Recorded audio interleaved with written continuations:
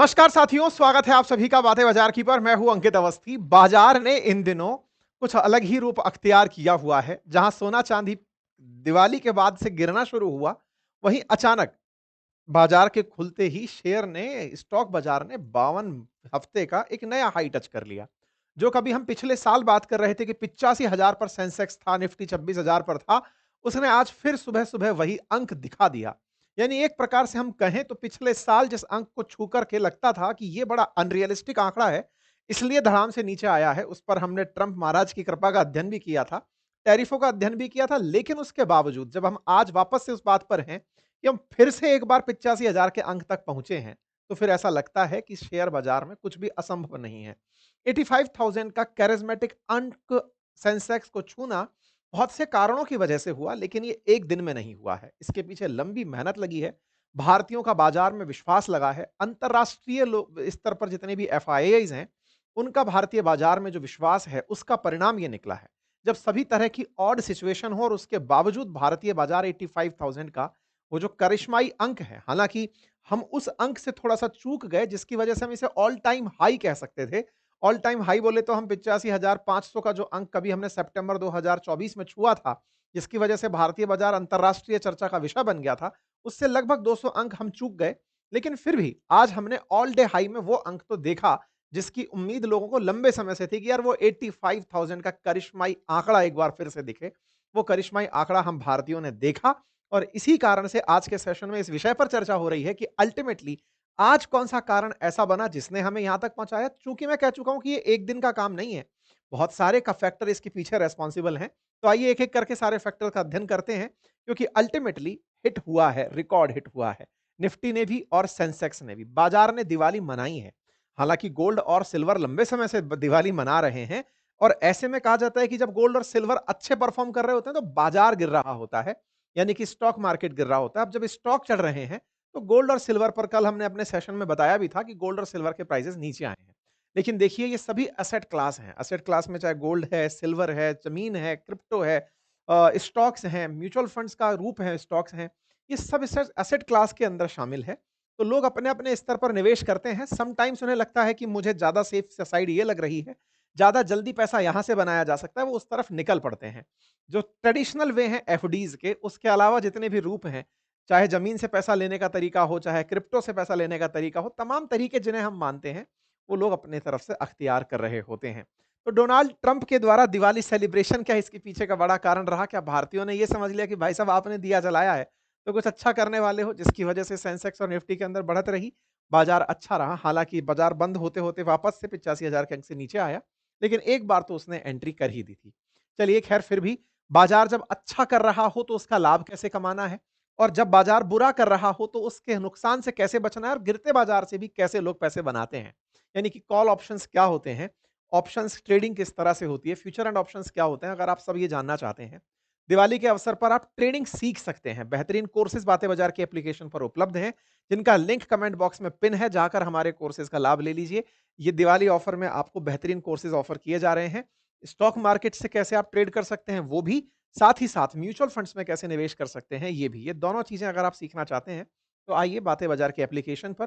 बेहतरीन तरीके से आपको इन्वेस्टमेंट का तरीका सिखाया हुआ है, लेकिन बिना किसी टिप के कि आप जाइए इसमें इन्वेस्ट करिए, ये नहीं सिखाया गया है, ठीक है?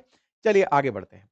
तो सेंसेक्स आज 23 अक्टूबर के दिन 130 अंक चढ़ा और 84,556 तक गया। लेकिन इस बीच में उसने अपना डे हाई 750 अंक का छुआ।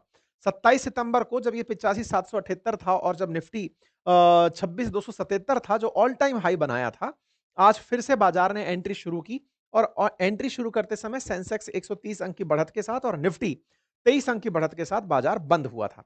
बॉम्बे स्टॉक एक्सचेंज के अगर आंकड़ों को देखें, तो ऑल डे हाई के अंदर आज 85,290 का अंक छुआ, और ईयर रेंज में भी ये सबसे बड़ी रेंज मानी गई, यानी कि इस साल के सबसे बड़े आंकड़ों में इसे देखा गया, क्योंकि सितंबर 2024 के बाद में बाजार ने ढलान लेना शुरू कर दिया था। इसी तरह से अगर 5 साल के अंदर अगर हम देखें, तो ऑल टाइम हाई का आंकड़ा निकल कर आता है, जो 85,571 था। 27 सितंबर 2024 को, उसके बाद से फिर इनका इंपैक्ट आना नवंबर में शुरू हो गया था। बाजार गिरना शुरू हो गए थे। चुनाव के अंदर इन्होंने जिस तरह की बयानबाजी की थी, उससे ट्रेड के ऊपर असर पड़ने लगा था। बाजार गिरते-गिरते 72,989 तक गया था, और अगर 52 हफ्ते का लो तक देखते हैं तो 71,425 तक चला गया था। यानी कि अमेरिका का प्रभाव हमने ट्रेड में देखा था। ट्रिलियंस ऑफ डॉलर या एक तरह से कहिए कि बिलियंस ऑफ डॉलर बाजार से साफ हो गए थे। अब ऐसे में ट्रिलियंस ऑफ रुपीज़ भारतीय बाजार से साफ हो गए थे। इसलिए अब फिर से ये आंकड़ा आते हुए देखना, जिस समय ऑलरेडी ट्रंप के टैरिफ हम पर लदे हुए हैं, 50% टैरिफ ज़ोन में हम ऑलरेडी काम कर रहे हैं, उसके बावजूद फिर से हम उठ रहे हैं। इसका मतलब भारतीयों ने बाजार को अपनी तरीके से लेना शुरू किया, इस बात के असर से मुक्त होकर के कि ट्रेड में क्या असर ट्रंप का पड़ेगा। लेकिन विचार कीजिए, ट्रंप क्या असर डालेंगे, उस असर के डर के बिना अगर बाजार इस अंक तक है, अगर इसी बीच में इंडिया और यूएस की डील हो जाती है और ऐसी डील के बाद में बाजार उसके बाद में अगर जंप पकड़ेगा, क्योंकि ये तो तय है, इंडिया यूएस के बाद डील होते ही, और ट्रेड डील होने के लिए बनी होती है, मतलब दुनिया के देश दुश्मनी व्यापार के अंदर नहीं करते हैं, अल्टीमेटली वो एक तरह से नेगोशिएशन करते हैं, वो कितने लंबे चलें ये उनके ऊपर है। भारत जिस तरह का फिलहाल रुख अपना के चल रहा है अमेरिका के साथ, जल्दी ही लगता नहीं है कि ये ट्रेड डील से ज़्यादा दूर रह पाएँगे। ट्रेड डील होकर रहेगी। अब वो अब होती है, दिसंबर तक होती है, जब भी इनके बीच में होगी। जिस दिन होगी, उसका बाज़ार क्या इम्पैक्ट दिखाएगा? मतलब ये जो ऑल टाइम हाई है, मुझे उम्मीद है कि ये जो अंक है ना, ये आसमान में जाते हुए दिखाई देंगे, क्योंकि भारतीय बाज़ार ने टैरिफ के लगने से बाजार गिरते हुए देखा, 85,000 से 71,000 तक, 14,000 अंक तक की गिरावट देखी। तो विचार करिए कि अगर इसका उल्टा हो गया तो क्या भारत का शेयर बाजार 1 लाख का अंक पार कर जाएगा। और देखिए, बाजार केवल संभावनाओं के गणित पर चलता है।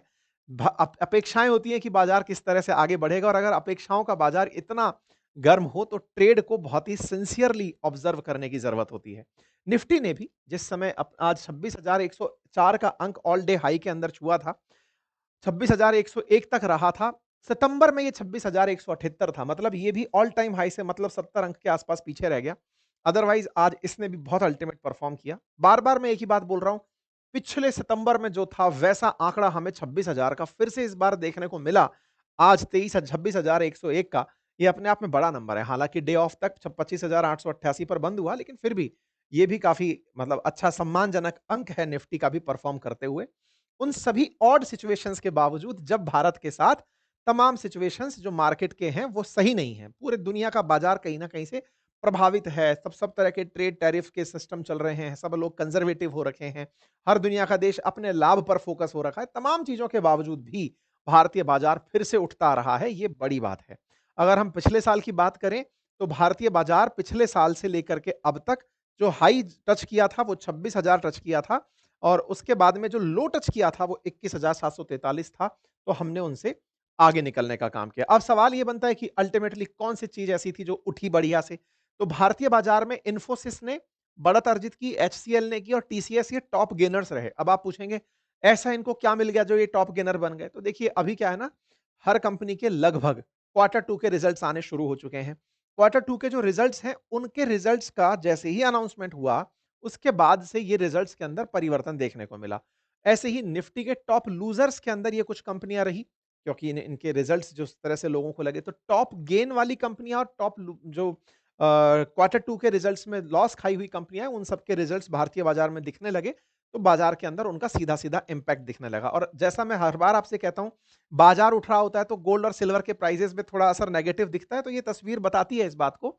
जहाँ निफ्टी और सेंसेक्स उठ रहे थे, वहीं गोल्ड और सिल्वर आज नीचे का रास्ता लेकर चल रहे थे। निवेश के अल्टरनेटिव्स हैं, लोग इस तरह से लेकर चल रहे होते हैं।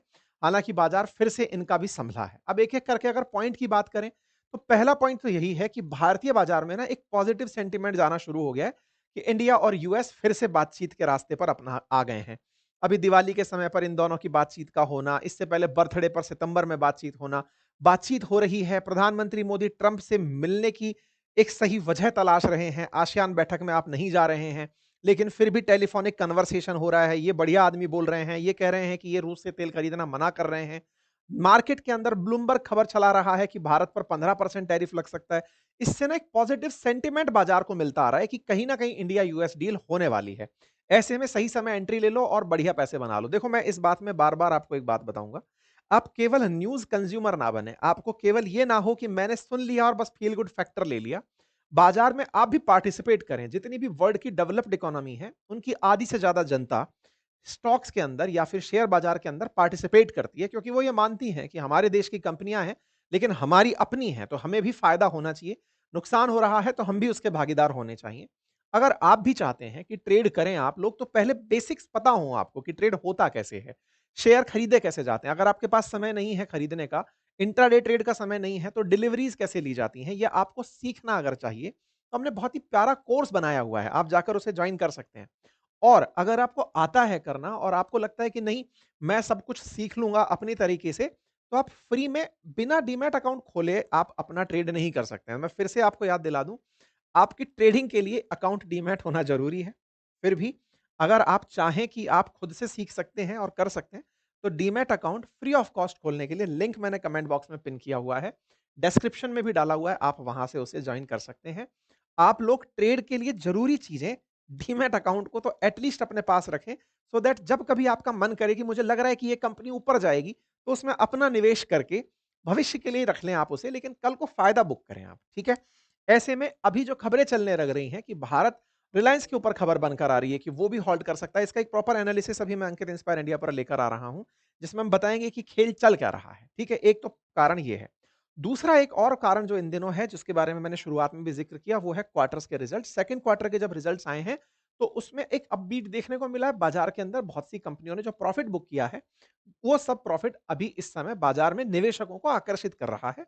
जैसे कि रिलायंस इंडस्ट्रीज ने अभी क्वार्टर 2 में 15% एबिटा जो है वो ग्रोथ दर्ज की है, तो इससे मार्केट के अंदर एक पॉजिटिव सेंटीमेंट आया है। एक बड़ा कारण और भी निकल कर आ रहा है, वो है एफआईआईज के द्वारा इन्वेस्टमेंट करना। 991 करोड़ 97 करोड़ के आसपास 21 अक्टूबर को शेयर खरीदे गए हैं विदेशी निवेशकों के द्वारा। तो एक तरह से जब विदेशी आपके बाजार में विश्वास व्यक्त कर रहा होता है, तो बाजार को एक पॉजिटिव राहत मिलती है कि भाई बाहर से पैसा हमारे बाजार में लग रहा है। मैंने फिर भी आपसे कहा कि जब तक डील नहीं हुई है, उसके बावजूद भारतीय बाजार चल रहा है। आने वाले समय में ये और रॉकेट होने वाला है। तो ऐसे में ये निवेशक अभी एंट्री कर जाएँगे और अभी आप देखिए, यदि ये सेंटीमेंट थोड़े दिन और पॉजिटिव रह गया, मतलब ये दोनों लोग अच्छे से बातचीत कर लिए, तो बहुत सारे निवेशक भारतीय बाजार की तरफ आएँगे उठता हुआ देखते हुए। तो ऐसे में बाजार बढ़ने की संभावनाओं को इनकार नहीं किया जा सकता। एक और कारण जो है वो यही है कि लोग ना अपने स्तर पर भारतीय बाजार में इन्वेस्टमेंट तब भी किए जब दिवाली आई। दिवाली के समय मुहूर्त ट्रेडिंग भी लोग करते हैं। भारतीय बाजार ने एक रिकॉर्ड दर्ज किया है, 6.05 ट्रिलियन रुपीस का हम लोगों ने रिकॉर्ड हाई परचेज किया है कल दिवाली के अवसर पर। हम लोगों ने इतनी शॉपिंग की है, जो कि अपने आप में 25% का राइज दिखाती है। भारतीय बाजार ने 65,000 करोड़ रुपए केवल सर्विसेज पर खर्च किए हैं। पिछली बार हमने गुड्स पर 5 दशम मतलब सॉरी 5.40 जो ट्रिलियन डॉलर हैं, वो वस्तुओं पर, और 65,000 करोड़ हमने वस्तुओं पर निवेश सर्विसेज पर निवेश किए हैं। और ये अपने आप में 25% ज़्यादा है पिछली बार से। पिछली बार 4.25 ट्रिलियन रुपीस का ही इन्वेस्टमेंट था भारतीय बाजार में, भारतीयों के द्वारा खरीद-फरोख्त की गई थी। इस बार ये आंकड़े मचा दिए हैं। मतलब आप इस तरह से समझकर चलिए कि भारतीयों ने बम्पर खरीदारी की है दिवाली के अवसर पर। इसके पीछे का बड़ा कारण जीएसटी के अंदर जो कटौती सरकार ने की, वो एक बड़ा कारण है। लेकिन भारतीय कंज्यूमर ने दिवाली के अवसर पर बाजार को बहुत सकारात्मकता दी है, तो उसका एक बहुत पॉजिटिव असर देखने को मिला है। तो ये सारे फैक्टर जब एक साथ आते हैं, तो बाजार को अच्छा देखने को मिलता ही है। रही बात गोल्ड की और सिल्वर की, तो कहीं न कहीं इनकी प्राइसेज़ में जो कटौती आई, उसने भी इन्वेस्टर को इस तरफ आकर्षित किया।